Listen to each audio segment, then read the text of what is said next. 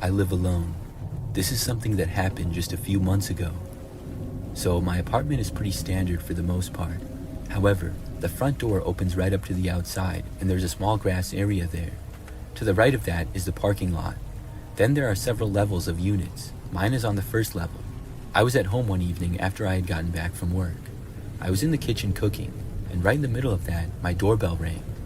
I wasn't able to go over to the door right away, but I stopped what I was doing and then went over there. This was maybe 20 seconds after the bell had rang. When I got there though, I didn't see anybody. I looked out the window to as much as I could see and there was nobody there. So at that point, I just went back to cooking. I didn't really know who it could be or why somebody would be ringing my doorbell. I figured that it was most likely someone at the wrong apartment though. Nothing else happened for a while. Several hours later, I was in my living room just hanging out. Then the doorbell rang again. I remembered from before and wondered if that person was back. Then the doorbell started ringing again and again a bunch of times really fast. I was so confused. I got up and started walking over to the door. In the time that I was going over there, the doorbell ringing stopped. Before opening the door though, I made it to the window and then looked outside. When I did, I was surprised to see that nobody was there again. They had been ringing my doorbell so many times in a row like they really wanted me to answer, and now they were just gone. I didn't know what to make of it. I looked around for several minutes but didn't see anyone. After that, I went back to what I was doing. I only stayed up for maybe another hour if that. Then I was tired and decided to go to bed. I started turning off the lights in my apartment, but before heading to my bedroom, I went over to the front door and looked out of the window one last time. However, this time I saw something. There was this tall and kind of thin man just standing there a few feet away from my door. He wasn't facing me, but kind of to the side. He didn't appear to really be doing anything though. The guy was wearing all black clothing and I had no idea who he was. I thought that this was maybe the person who kept ringing my doorbell. It just seemed really suspicious though. I watched him for several minutes. The man just stood there and sort of looked around. Then he started walking away slowly. He went in the grass area out front and then he walked across the quiet street that was there. After crossing, he walked right into the woods. There was no path or anything. He just went right in, and the woods there is very thick. I was so confused and also creeped out. Since then, I haven't had any more strange doorbell rings or anything. I also haven't seen the guy, and I'm still wondering who he is and what he was doing. I'm also wondering why he just went in the woods like that.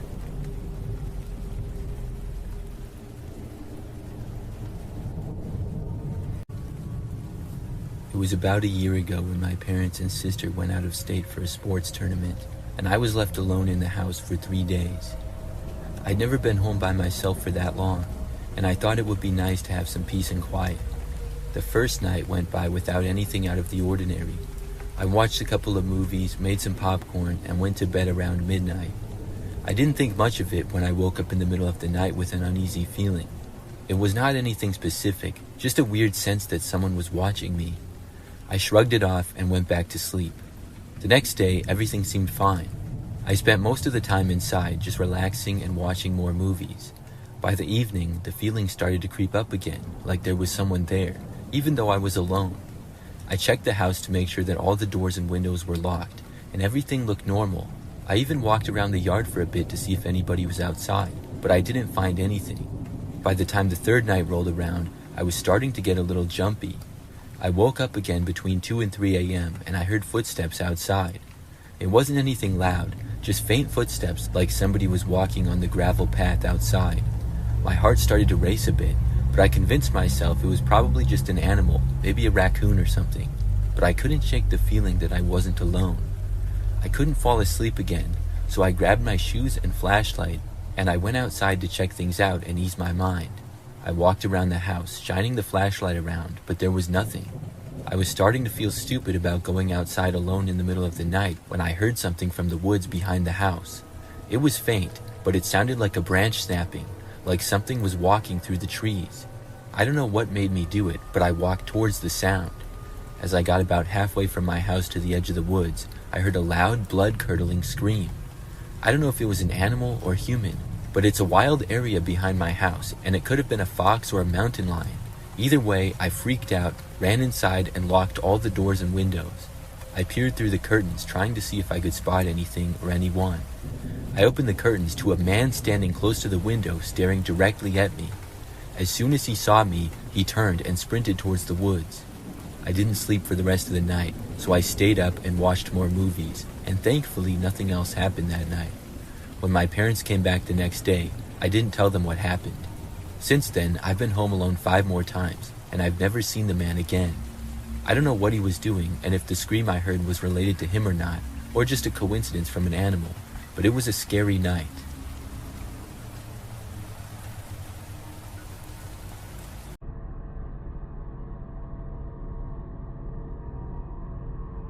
Back in 2014, I joined a Facebook group that was started specifically for people who are from the town I grew up in Southern California. The whole group shared memories of the town, and everyone seemed nice, except for one person. There's always at least one asshole. This guy got on the bad side of one of the admins, whose name was Robert, and ended up being booted from the group. I'll note that I was in my mid-30s at the time, and most of the members were at least 20 years older than me. Robert was approaching 60 and was married with children who were about my age. Robert took a liking to me.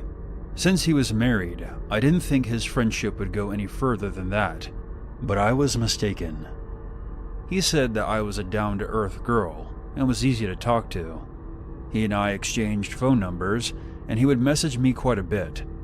However, Robert took it a step further and found out where I lived, my landline number, and my mother's address in California. He had a subscription to one of those sites that contain information on people, their age, phone numbers, possible relatives, previous addresses, etc. He found out through Facebook when my birthday was, and he sent me flowers. I thanked him, but I started to get suspicious. His behavior was becoming alarming. He started complaining that all his wife wanted from him was his pain pills and money. Around this time, I met the man who would eventually become my husband, and of course, I announced it on Facebook. Robert went into a ballistic rage upon hearing this, saying that I should have known that he was in love with me. I told him, "You're married. Why are you in love with another woman?" He began texting me at least 10 to 20 times a day, going from calling me hateful names to profusely apologizing. I blocked his number, so he started blowing up my landline. Most of the time I kept it unplugged, so I didn't get most of the voicemails that he would leave. One day, out of curiosity, I did listen to some of the voicemails I got. In one of the messages, he claimed that I owed him $13,000. He then started making threats about how he would come to where I lived and would also pay my mother a visit. I blocked him on my landline and informed my mother about the situation. Robert got clever and started texting me from random numbers located all over California. He even sent letters to my home, and nothing he said in those letters made any sense. That's when I decided that I needed a restraining order. I tried twice through my county court, but since I lived in Washington State at the time, the judge wouldn't grant it since we lived in different states. Once Robert found out that I couldn't file a restraining order, he sent me more hateful messages and told me that I would never get rid of him. So I went back to court with the new messages. For this new hearing, Robert mailed in a letter of rebuttal. He claimed that he was a civil servant who had worked at a school district at one time and was an electrician by trade. He also said that he was on disability and couldn't drive longer for more than a half an hour without experiencing excruciating pain, and posed the question, how could he possibly come to Washington State? I told the judge that this wasn't true because he openly posted all day about his motorcycle trips to Malibu on Facebook. Regardless of the evidence, I wasn't granted a restraining order, and I felt failed by the system. I blocked him on all social media, emails, and phone numbers, but he obviously would still call using new numbers. He made a duplicate Facebook page with my profile picture and sent out friend requests to all of my friends. He had my real Facebook profile blocked, and I found out when a friend messaged me, "I got a friend request from you, but I already thought we were friends." My friend then told me that this fake profile of mine was making all kinds of posts talking shit about me. My friend reported it, and thankfully Facebook took it down. I changed my cell phone number, and I eventually moved into a new place. Things died down for a while, but Robert somehow found me on LinkedIn. After that, I straight up deleted LinkedIn and Facebook, and I saw that he even followed me on my YouTube page.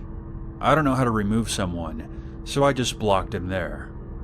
To wrap up this insane story, I've included a couple of recordings of the messages he left. Hey, I need you to unblock me and respond to me, please. Would you consider doing that? It's the Christian thing to do, don't you think? Please, I'm not playing around. Bye.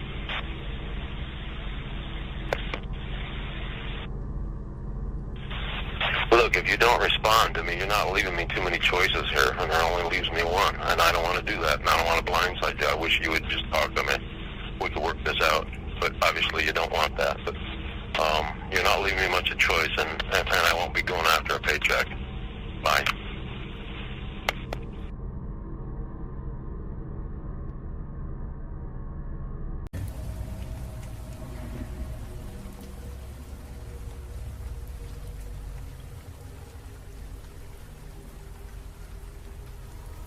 Back in the day, I used to work at Sears. This is when they were doing really well and had tons of stores. If anybody doesn't remember Sears, they were a large department store that sold many things like appliances and clothes. It's mostly gone out of business in recent years though. But when I worked there, we would get lots of people in the store. Well, one time I was working a long day in December. With it being around Christmas time, there were lots of people shopping for gifts and stuff. It was also a weekend, so that added to it. I worked basically all day, and I saw countless people. When I was finally off of work, I was happy to go home and was tired. So I just remember that I clocked out of work and then left the store. I went out to my car and then drove back home. It took maybe 15 minutes or so to get back. Then I parked my car in the driveway and got out of it. However, as I was walking up to my front door, I heard a car coming down the street, which was usually very quiet. I noticed it but didn't really think that much of it at all, and I kept going. However, as I was opening my door to go inside, I happened to hear the car slowing down. I looked over to see that the car was starting to pull over to the side of the street in front of my house. So I stopped and I kept watching it because I wanted to see what this car was doing. I did not recognize the car as a neighbor or anybody that I knew. The car pulled over and came to a stop just in front of my mailbox. Then the driver's window rolled down a little, and I saw somebody open up my mailbox and then put something inside of it. I couldn't really tell who the person was from where I was. I think it was a man, but I'm not 100% sure. Anyways, I didn't really know what this person was doing or what they had put in my mailbox. After that, they rolled their window back up and then they drove away. I went back outside, and after seeing that the car was out of my sight, I walked down to my mailbox. I opened it and I looked inside to see an unmarked envelope. I brought it inside. When I opened up the envelope, there were several Polaroid pictures in it. They were all pictures of me. The first were me working at Sears earlier that day when I was at the registers working as a cashier. I had not known that any of these photos were taken. They were taken at a distance too, so it was not obvious to me and I never noticed it. There was then a photo of me walking in the store, I think when I went on my break. And the last photo was of me walking out to my car in the parking lot after work. This was clearly taken from inside of a car that was also in the parking lot. I hadn't noticed any of them. Of course, I was very freaked out by this. I didn't know what to do about it or anything. I didn't go to the police or report it, but I did tell my friends as well as coworkers. They were all just as confused as I was. The rest of my time working at Sears, I didn't notice anything else like that, and I never saw that car at my house again. I'm not sure where the pictures are. I think I still have them somewhere, but I couldn't find them. It's been so long. But I'd still like to know why that person did that. Was it just an elaborate prank? Why would they choose me though? And they must have followed me home without me noticing. It's all very strange.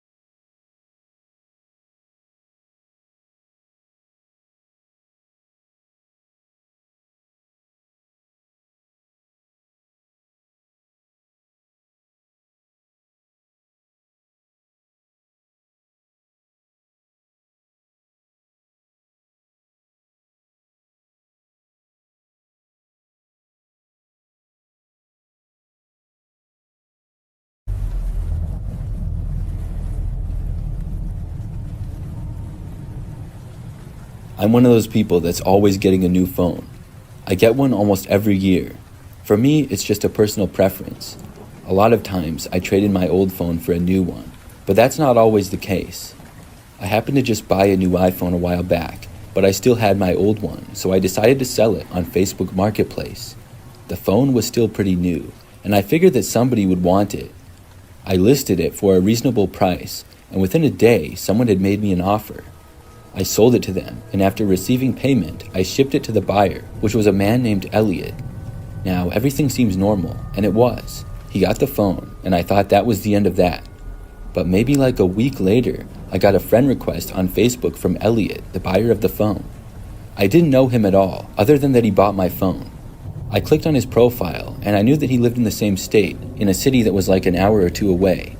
When I clicked on his profile though, there wasn't all that much information because we weren't friends. I thought that it was kind of weird though, so I declined his request. The next day, he sent me a message. He asked me why I declined his request and said that he really wanted to be friends with me. I told him, I just sold you the phone. I don't know you at all other than that. Please don't take it personally. I just don't know you. He kept sending me messages though. He called me some things that I will not repeat here, and he seemed pretty angry. At that point, I blocked him. It was really strange to say the least, but I thought that was the end of it. Now, Elliot did not contact me through Facebook or any other social media for that matter after that. What he did was much worse. The next night, a few hours after I had gotten home from work, there was a knock on the front door. I walked over to the front of my house and looked out the window to see what looked like Elliot standing there. I couldn't believe that he was actually at my house. I never would have guessed that he would have done that. When I saw this, I jumped back and walked away from the door. He knocked again. There was no way that I was answering the door. This guy had to be insane. I heard him yell that he knew I was home from the other side of the door. I'm not sure how he knew that. Maybe he heard me walking when I went by the door. I didn't think that he saw me when I looked out of the window. Still, I wasn't going to answer it. Instead, I called the police. I told them that a man who I had met on Facebook showed up at my house unannounced and uninvited and would not leave. I was told that somebody would be there shortly, and the police got there much faster than I expected. Elliot basically stayed on my front step. He didn't try to force entry, but he sure wasn't leaving. When the police got there, they talked to him, and then they talked to me as well. Eventually, they got Elliot to leave and told him that if he came back, he would be arrested. He agreed not to come back, and luckily, he kept his word. I haven't seen him or been contacted by him since then. I still can't believe that he did that though.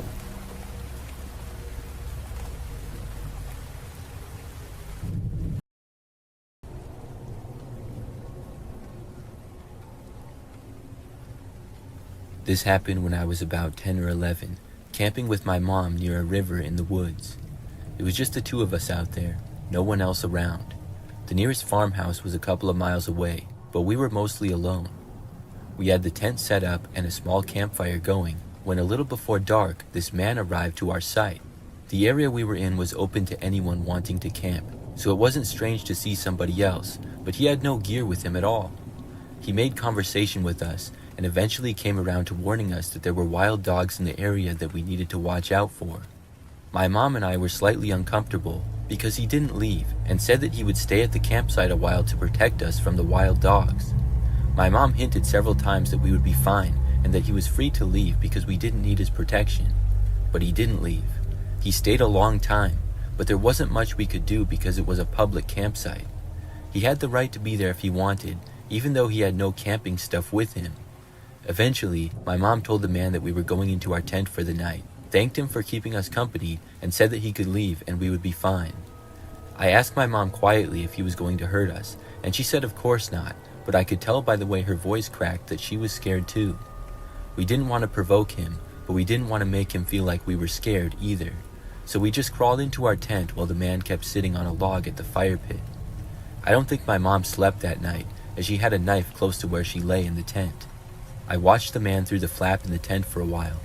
At one point, while sitting by the fire, he pulled out a long knife and started sharpening it on a stick. He just stared down at the blade and ran it along the stick, making these slow scraping sounds. I asked my mom if he was going to kill us, and she kept saying no, but I could tell that she was worried. She tried not to show it, but she was prepared for the worst. I eventually fell asleep, but woke up a lot to see my mom was still awake, lying there and listening to the scraping sound of the knife on the stick. By morning, the guy was gone. I wasn't sure how long he had stayed or when he left. After packing up our gear, we stopped by the nearest farmhouse to tell somebody about the strange man. At the farmhouse, the old man there listened to our story, then kind of chuckled and said, "Oh, that's just Ivan. He means well, just doesn't know how to mind his own business." Apparently, he lived on a farm nearby, and the old man promised us that he'd have another word with his neighbor, reminding him not to be so rude and strange. A few years later, after our camping trip where we had met Ivan, I saw something disturbing. I was watching the news, and a man had been arrested who was a suspect in several missing person cases. They showed his photo on TV, and even though it had been a few years ago, I instantly noticed it was the guy who had been with us at the campsite. His name was Ivan Milat, a serial killer who had been picking up hitchhikers along the highways and killing them, and burying their bodies in the woods right across the river from where we had camped. I can't even describe the way I felt when I realized it. The guy who had been lurking outside our tent, sharpening a knife, talking about wild dogs, had been a serial killer. We had come so close to him, and I had no idea at the time. I don't think I'll ever forget that night and how lucky we were, but it still haunts me.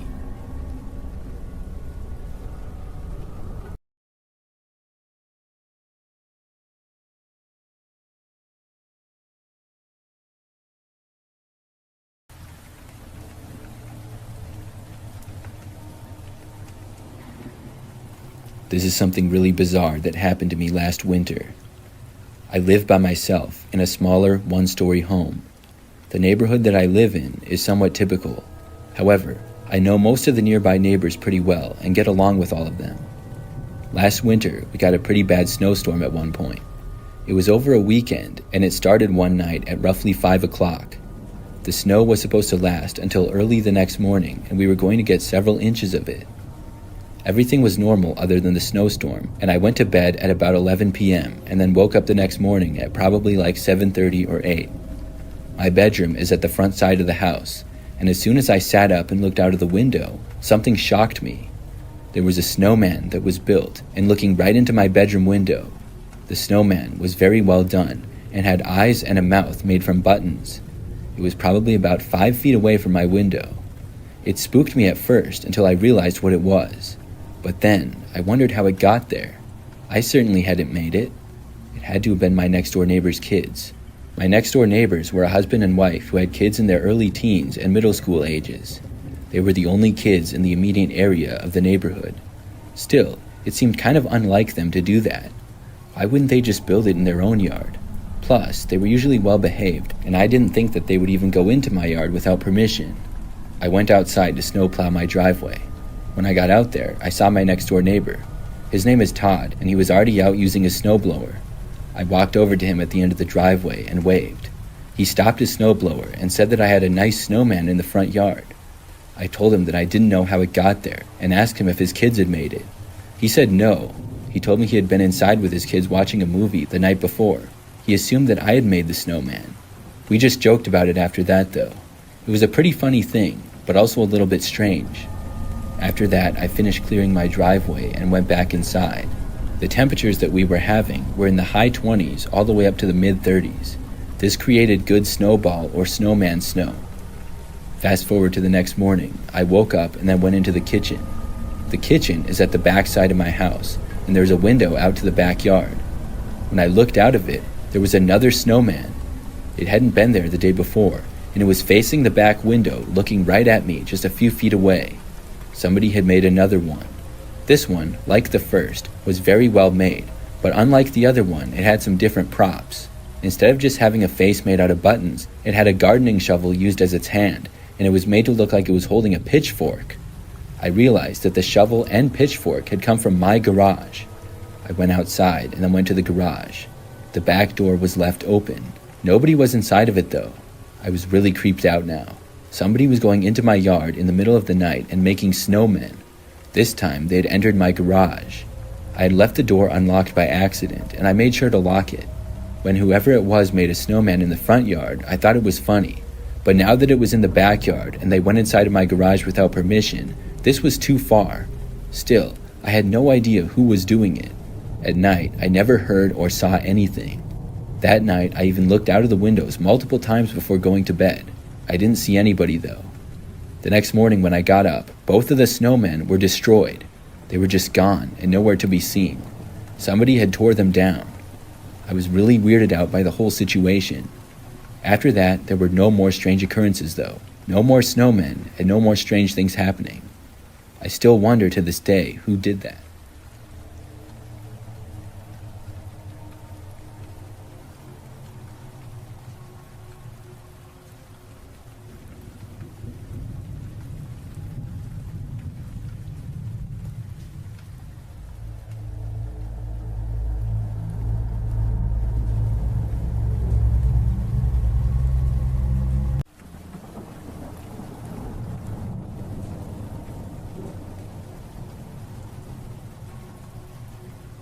This is a story that took place back when I was a kid.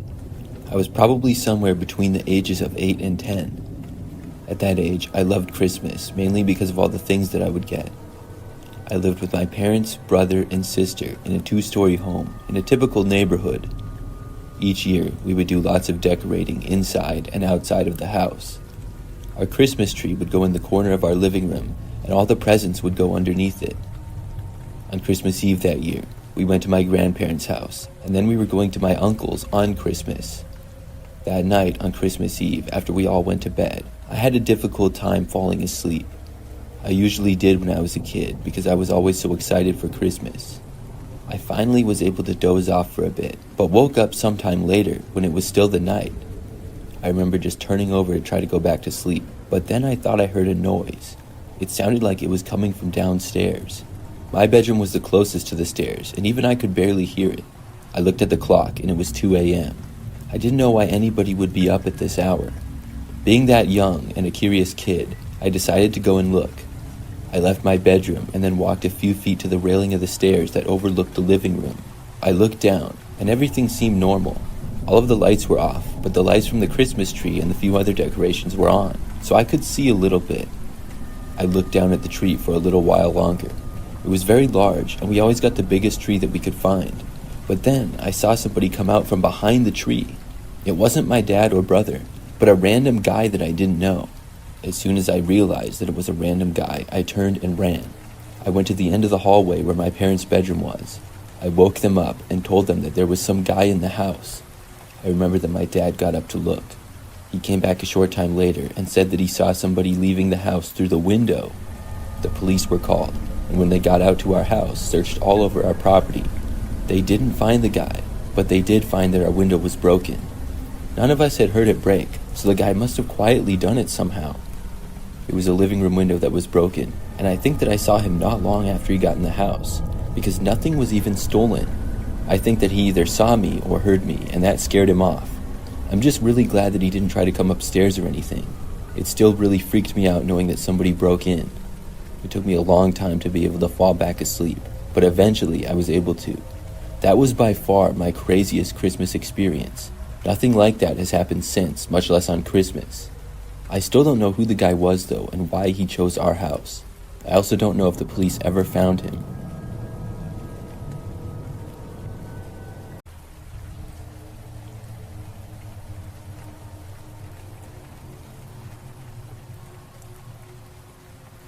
Each year, when I was a kid, we would celebrate New Year's Eve and stay up late. Normally, I would go to bed at about 10 o'clock, but on New Year's Eve, I would stay up until around 2 a.m. My sister and my parents and I would play board games and watch movies. We would then watch the ball drop when it was midnight and would stay up for several more hours. I think this happened when I was about 12 years old. That time, like any other, we played games and watched a couple of movies. This continued well past midnight, and at roughly 2 a.m., we all got tired and finally decided to go to bed.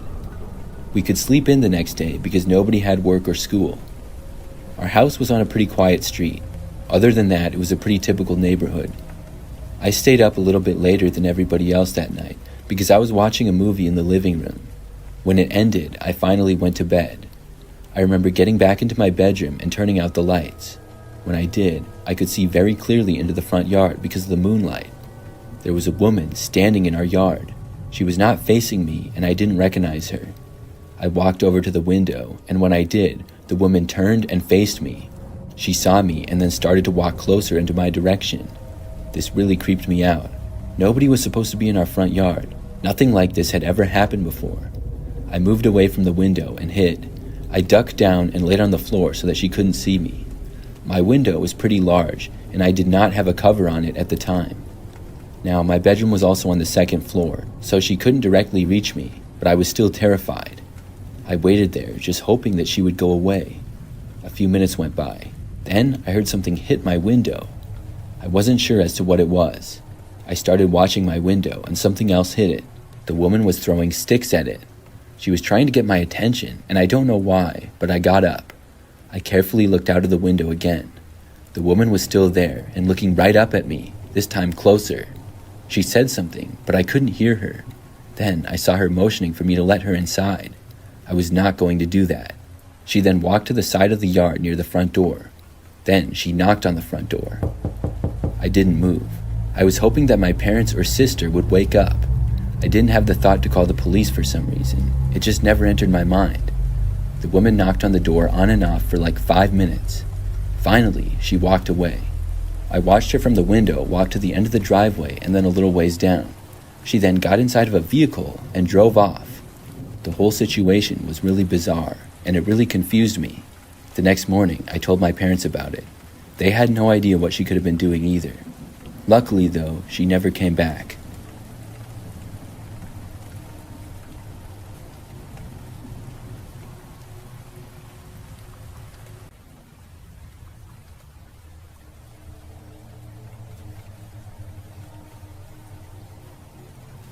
It started one Saturday afternoon when I was sitting in my living room, scrolling through social media. I switched to a new phone and a new number a few months ago. My old number was still active, but I didn't think much of it because it had been quiet. Suddenly, my phone buzzed, and when I looked down, I saw it was a text from my old number. The message read, "I see you." It was odd because I thought it was just some spam or a wrong number, so I shrugged it off.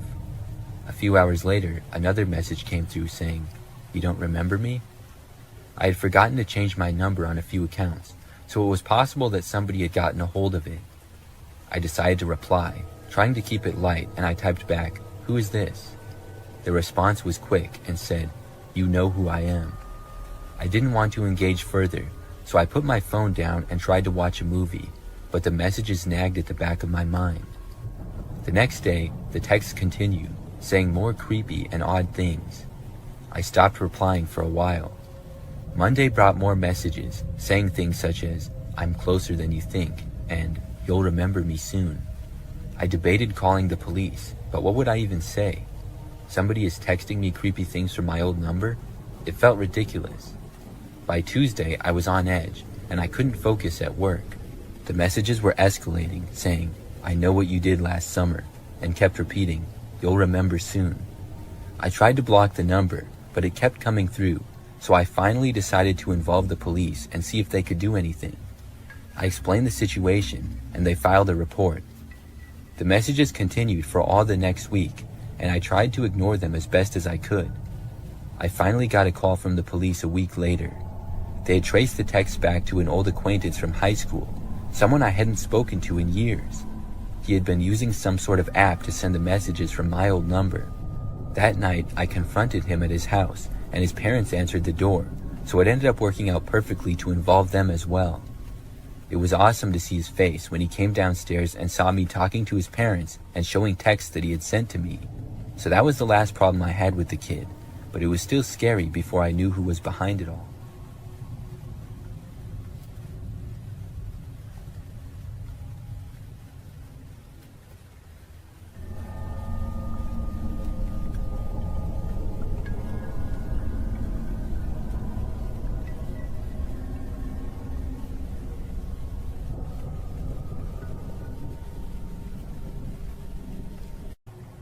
I was selling a desk on Facebook Marketplace a few years ago. It was a pretty nice desk in my opinion, and I had bought it from ICA just 2 years prior. However, I was going to be moving and I decided to get rid of it. During this time, I lived in a smaller house by myself. I remember that after I made the listing for the desk, it took a couple of days before I got any responses. When I did, I got a message from a man named Charlie. He said that he wanted to buy the desk. There wasn't a whole lot of conversation between us other than that. I was happy that somebody wanted to buy it, and I made sure that he was good with the price, which he said that he was. I thought the price was reasonable, so I was glad to hear that, and then I gave him my address. We agreed that he would come by the next evening at about 5 o'clock. And when the next evening rolled around, I had the desk just inside of my front door for Charlie to come and buy. He got there at about 5, and I let him inside of my house. Charlie was skinny with somewhat curly blondish hair. He was wearing a sweatshirt. After we said hi to each other, I showed Charlie the desk and I told him that I could help him take it to his car. Charlie went up close to the desk and looked at it. After a short time, he told me that the desk did not look like it did in the pictures. I asked him what he meant. I was very confused because it was exactly the same as the pictures. I had taken them just days prior when I had listed the desk, and I really hadn't touched it since. Charlie said that it just wasn't how he thought it would be. Then he said that he decided not to buy it. I was disappointed, but I said okay. Then he turned and left. I was confused by what he had said. I'm not sure what exactly he was expecting, because in my opinion, the desk was just as it was advertised in the listing. I decided to just move on, and hopefully somebody else would want to buy it. So the night went on, and I ended up staying up pretty late. It was nearly midnight. I was in the other room, and I heard the sound suddenly of somebody trying to open the front door. When I heard this, I walked over and looked out of a front window. I saw a man standing there, wearing a hat that was mostly covering his face. But I then realized that this was Charlie. I didn't know what he was doing.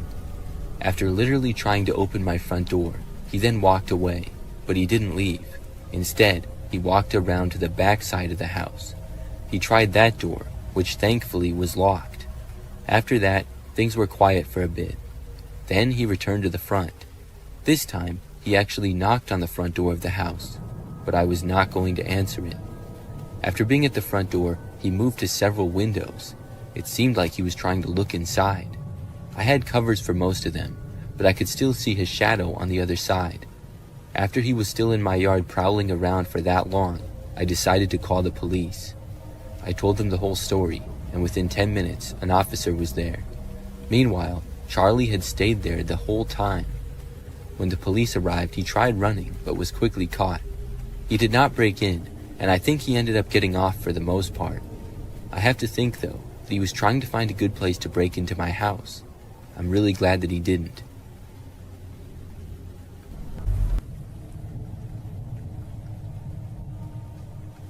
A couple of years ago, my phone broke. It had been pretty old, and I was sort of meaning to get a new one. But after breaking, I had to find a new one fast. I thought about going to the store or looking online. But to try to save some money, I went on Facebook Marketplace. I also wanted to get one as fast as possible. I had heard there were a lot of good cell phones there for cheap. After maybe 30 minutes of looking, I found one. It was the same phone that I had before, but a few generations newer. The price also seemed very cheap compared to what it would be elsewhere. So at that point, I decided to send the seller a message saying that I wanted to buy the phone. Now, the seller's Facebook account was pretty mysterious. Their name was just JM. I clicked on their profile, and they did not have a profile picture. There wasn't much information about them either. Still, I didn't think that was too big of a deal, and I contacted them. It did not take long before I heard back. The seller, Jay, I guess, told me that I could buy the phone as soon as that night, and I agreed. I suggested that we meet at a local shopping center. However, Jay said they could not do that because they had kids and could not leave their house. Instead, I was supposed to come over that night. I said okay, and I agreed to it. I understood that people with kids probably wouldn't be able to just go whenever. So I was given an address, and that night I drove to it. It took maybe 15 minutes to get there. It was a little bit far away in an area that I had never been before. When I got to the address, I saw that it was a house that looked slightly run down, and there didn't appear to be any lights on inside. The whole neighborhood looked a little bit run down, and the houses had fairly large properties. I had no way of texting the seller that I was there because of my phone being broken, but I had my watch and I was right on time for when we agreed, so I walked up to the front step and rang the doorbell. After maybe 30 seconds, the door started to open. There were 2 doors, a screen door and then an actual one. The inside door opened just a few inches and I saw a woman was standing behind it. She told me to go around to the back and then close the door, so I walked around to behind the house and then entered a back door there. This led into a dimly lit kitchen area. The woman was there inside and sitting at a table. I entered and then sat down across from her. It appeared as though every light in the rest of the house was off. We both just sat there in awkward silence for a few moments. Then I mentioned the phone, saying I would like to buy it. The woman said that she would go and get the phone and got up. I kept sitting at the table. She left the room and I waited at the table. The whole thing so far had seemed really strange. As I looked around, I saw no signs of her having kids. So I waited at the table for at least a good 5 minutes. I didn't know what was taking so long. Did she lose the phone or something? I decided to ask. I called out asking if she was okay, and she called back from the other room saying yes, and it would just be a moment. So I kept sitting there, but then at least 5 more minutes went by. I was starting to feel nervous. It was just really strange. When she left the room, she didn't turn any other lights on either. I could barely see around the kitchen as it was. Eventually, I got impatient and I stood up. I walked to the end of the kitchen and to the entrance of what appeared to be the living room. There was no sign of the woman. I called out again, asking what was taking so long. This time, though, I got no response. I kept standing there looking into the living room, and there was a hallway at the end of it. It was really dark, like I said, but after standing there for like a minute, I thought I saw the woman cross the hallway. She did not bother to say anything or acknowledge me. This was really weird. I walked back into the kitchen. I thought about things, and then I decided to just leave. This whole situation was creeping me out, and I didn't know what was going on. So I walked over to the back door, left, and then walked back out to my car. When I did, I looked back at the house. I saw now that one of the lights was on in a front window which hadn't been before. The woman was looking out of that window and staring at me from inside. It just really creeped me out. I got back inside of my car and drove home. After that, I went and bought a cell phone from the store.